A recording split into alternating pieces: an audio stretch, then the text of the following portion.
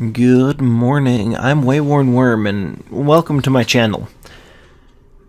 As I'm sure you can see, this is not the 7 days to die. Um, and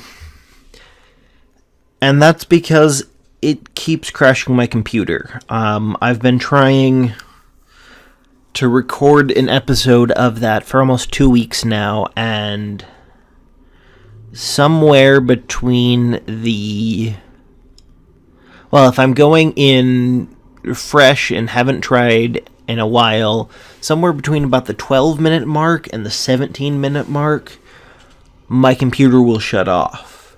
If I try again without waiting at least 12 hours or so, it shuts off anywhere from 30 seconds to, if I'm lucky, 5 minutes. And the last crash has done some funky things to my computer. Like, I'm going to have to tinker around with it a little bit. So, I'm switching games. I'm going back to Battle Brothers. It's one of the things I live streamed a lot earlier on in the channel. Almost a year ago now. So, I'm just going to play through a game of Battle Brothers on this channel, and we'll see how people like that. And I'm really sorry about 7 Days to Die. I really, really enjoy that game, and I know several of the people who are watching also really enjoy it. So, with that, let's play some Battle Brothers.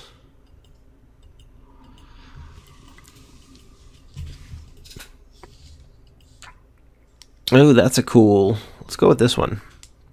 Late game crisis, random, permanent destruction. I don't care about map seeds. Yeah,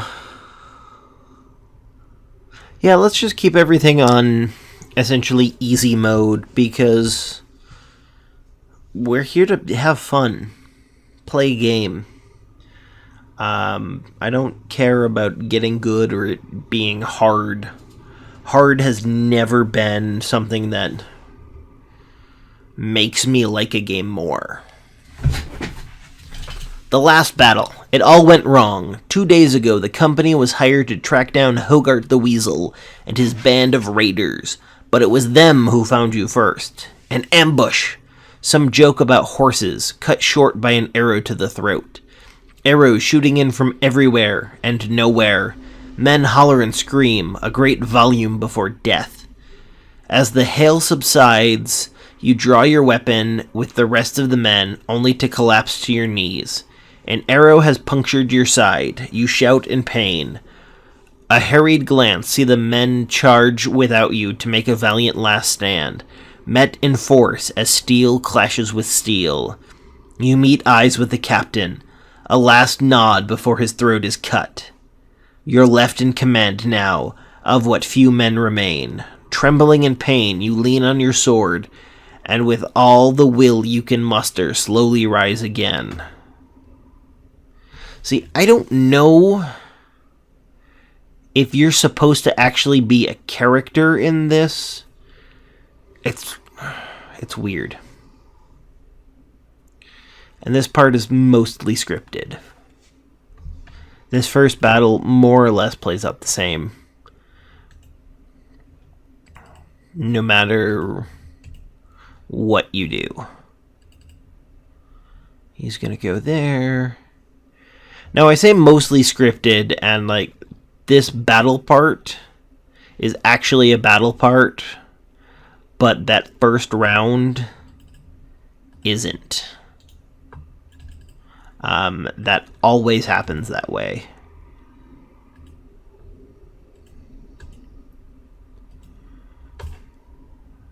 Oh, come on.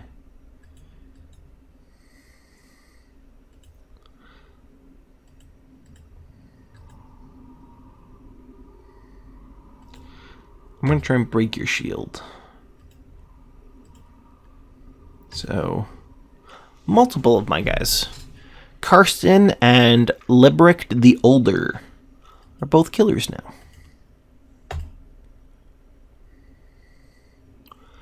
You're alive. You won. The adrenaline fades, and in its wake, you can't help but sink back to the ground. Gritting your teeth, you snap the arrow's shaft. Your chest heaves, pain for breath. Everything blurs. The company has been devastated, cut down to but a few men. And that bastard Hogarth did justice to his name, fleeing like the weasel he is. What now, Captain? A voice says from behind. It's Lebricht the Older, who needs a different voice, who sits down beside you, bedding his bloodied axe on his legs. You turn to him to reply, but before you answer, he continues. Bernhardt's dead. They slit his throat. He was a good man and a damn good leader. But all it took was one mistake. That makes you the one in charge now, don't it? Ulfert joins the two of you, still breathing heavily, then Karsten. Save the ceremony and anointments for another day. Let's give the men a good burial and return to Sandfels to collect our pay. The weasel's men are slain after all. Besides, Captain, we ought to see to that wound before we lose you too. Wouldn't want to leave Ulfert in charge, right? So be it. Okay, Sandfels is down here. And that is where we're going. Through the Rusty Blade Mesa. Next to Parchheim. The return to Sandfels. What a sorry display it must be for the onlookers as you arrive in Sandfels. 4 bloodied and beaten mercenaries down on their luck. So yeah, you're supposed to be a character, but you're not on the tactical map. It's weird.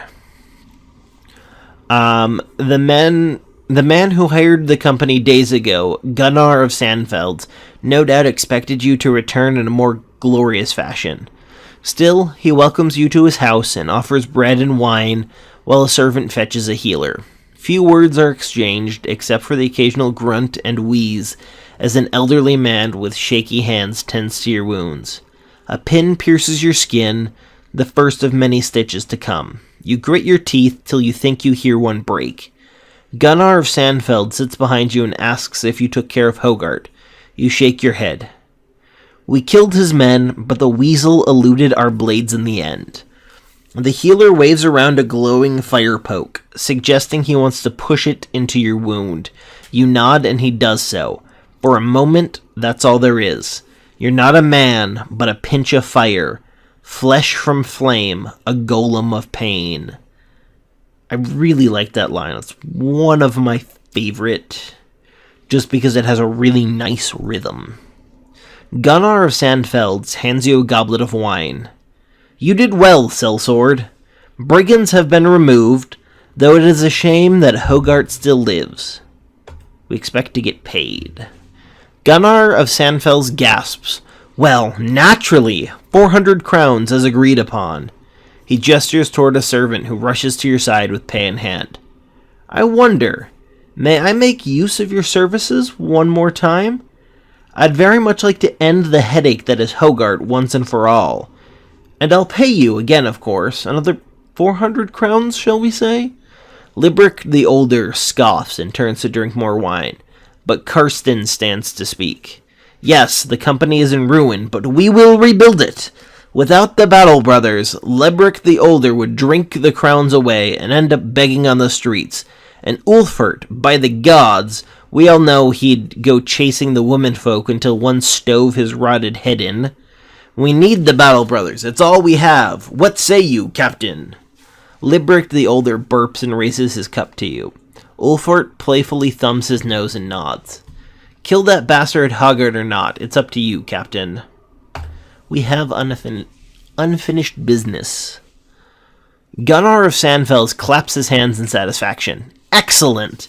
My little birds will need some time to find where Hogarth is hiding his hide now. In the meantime, I suggest you see about stocking up on supplies so that you'll be good and ready to end this when the time comes. I shall see you in a few days' time at the latest.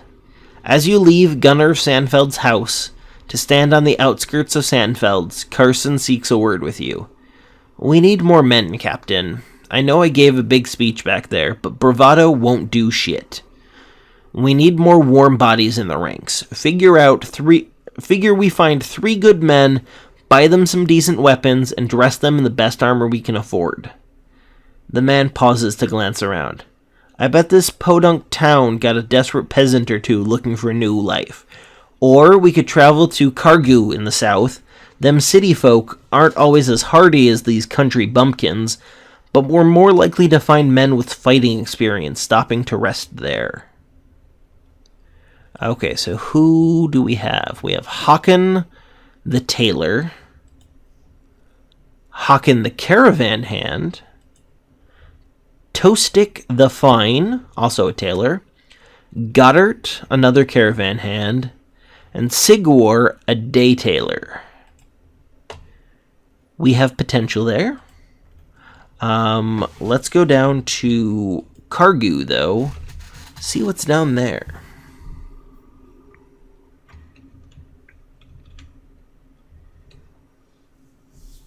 As Cargu skyline appears on the horizon, Ulfart seeks a word with you. Never been to Cargo before. Cargau? I'll settle on a pronunciation soon.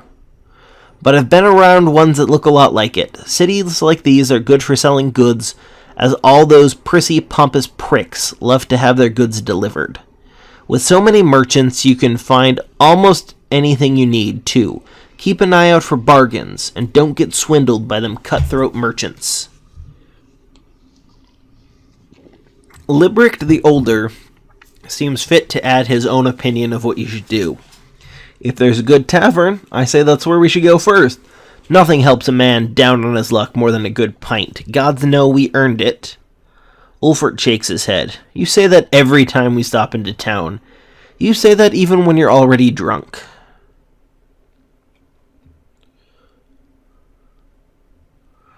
Oh, there's a Fletcher here and a tavern. There's Rollo the Fletcher and Walter the Poacher. With calloused hands and an eye for thin strings, Rollo is a Fletcher and a bower, but after so many years of making weapons for others, he began to wonder what else there was to life beside wood and string. Now Rollo seeks a different path. If he can't sell bows, maybe he can use them.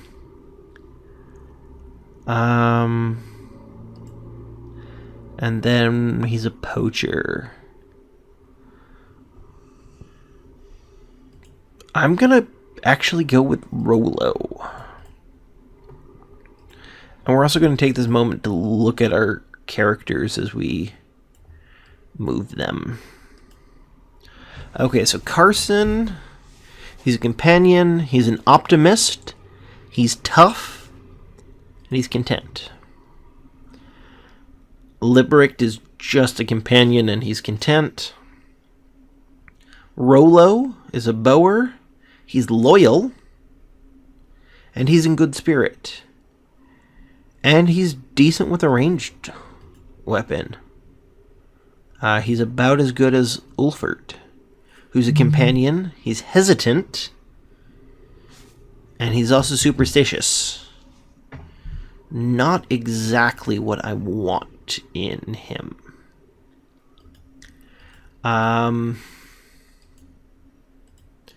Let's see what they have here. Nothing really. So we're gonna go up to back up to Sandfels, and probably buy the two caravan hands.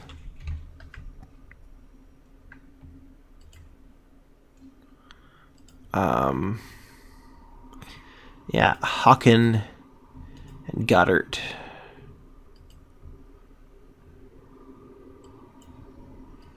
Whoops. something happened and I only got Hawken. Goddard. There we go. Cool. We're gonna put you in the Gambizon and give you the bludgeon. I'm gonna have him keep his hatchet. Only gonna buy one wooden shield because that's all they have.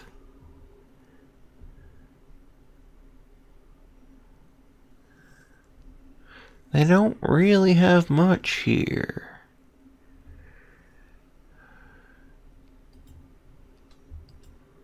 Okay, I'm gonna give Goddard... Can I put a dagger in his offhand? Is that a thing in this game? I don't remember. Nope. Okay. But what I am gonna do is I'm gonna take this dagger and give it to Rolo for a secondary weapon.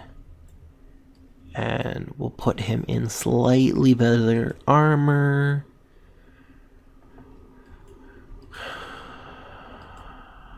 Okay. Gunnar of Sandsfeld is pacing back and forth when you find him. The healer who damn near killed you with the fire poke is standing nearby. He's picking chunks of dried blood out of his fingernails. Gunnar of Sandfeld claps his hands. Finally, you're here. I have good news. We got hold of one of Hogarth's former men. My good friend here had a nice little talk with the man, and now I know where Hogarth's licking his wounds. And the healer clears his throat, splaying his fingers out like a maiden looking to paint them. He speaks as though he's identifying a disease he's about to excise. The brigand known as Hogarth is hiding in a small hut in the steppe to the west of here. Based upon my most civil discussion with one of his men, Hogarth knows the Battle Brothers is on his heels and will have gathered more men since the last time you met him. Nodding, Gunnar of Sandsfeld waves you off. Good luck, sellsword. That's over this way.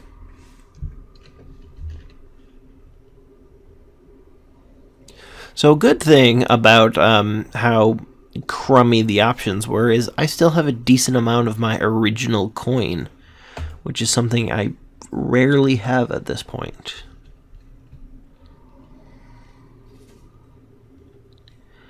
Okay, so I'm going to have you just make a shield wall. And we'll wait the rest of your turn. You're going to wait. Basically, I'm hoping that his guys move into range.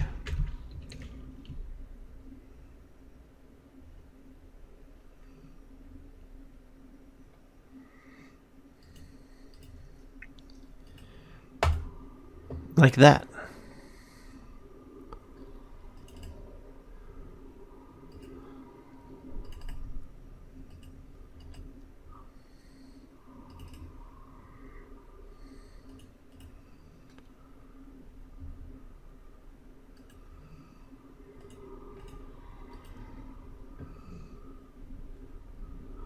Okay.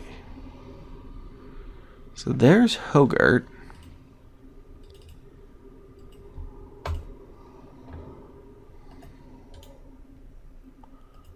I'm going to move this guy down here to get the archer in range.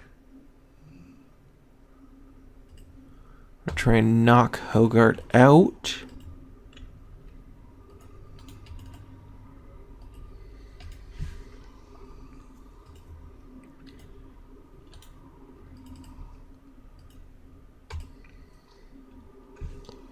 Okay.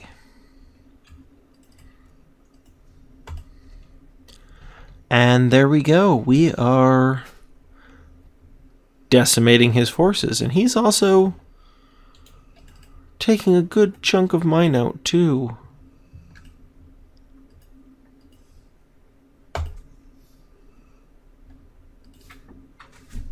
Hawken might die. That's a real possibility right now.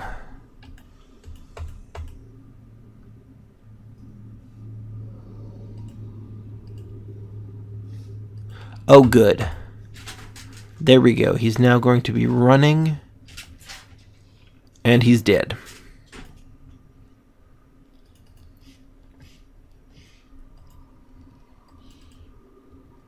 That's honestly the best thing that could have happened. Wonderful. Okay, but Haken now has a split nose, which will take a few days to heal. What do we have for loot? We've got a wooden shield. Excellent. A falchion. Another dagger. Wonderful. We've got some great things. Hogarth lies dead in a pool of his own blood, skewered into a grotesque and panicked pose. He didn't weasel his way out of this one. You put a boot on his corpse and look to your men. For the company! For all the men who've fallen! Ulfart spits on the dead man's face. Let's take this bastard's head and get back to Sandsfeld. Wonderful. High Ace. I've got a kitten who's demanding attention right now. And you know what? We're going to change you from a bludgeon to a sword.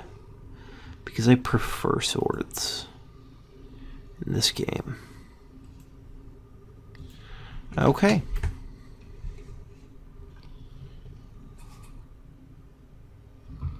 So we're about to finish our first quest. Wonderful. Along the way, Ulfart joins your side. Got a moment, Captain? You nod for him to speak his mind.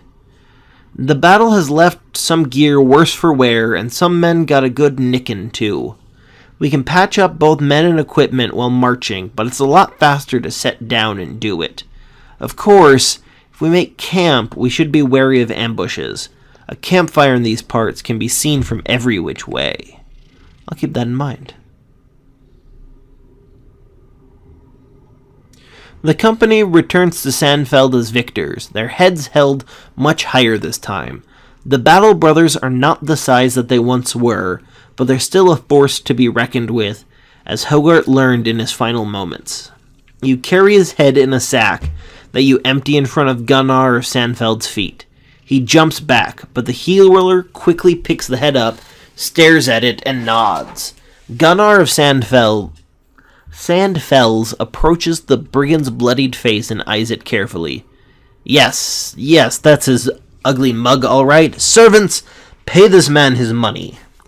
Coin in hand, you raise your voice to the men. As long as there's blood coursing through our veins, as long as we can hold sword and shield, there shall stand our company. All through the realm, people will know the Battle Brothers. The men cheer. Karsten puts his hand on your shoulder. You did well, Captain. No matter where you lead us, the men will follow you as brothers in battle. We got 400 crowns. Excellent. I think that's actually a pretty good stopping point. I know that I want to try and make these videos half an hour, but we're pretty close. We've got a good stopping place now, and I don't think we're going to get a better one anytime soon. So this will continue in 2 weeks, which puts us at March 11th. March 11th will be the next episode of WaywornWyrm Plays. And remember to tune in tomorrow to my newest episode of the live stream. Thank you very much.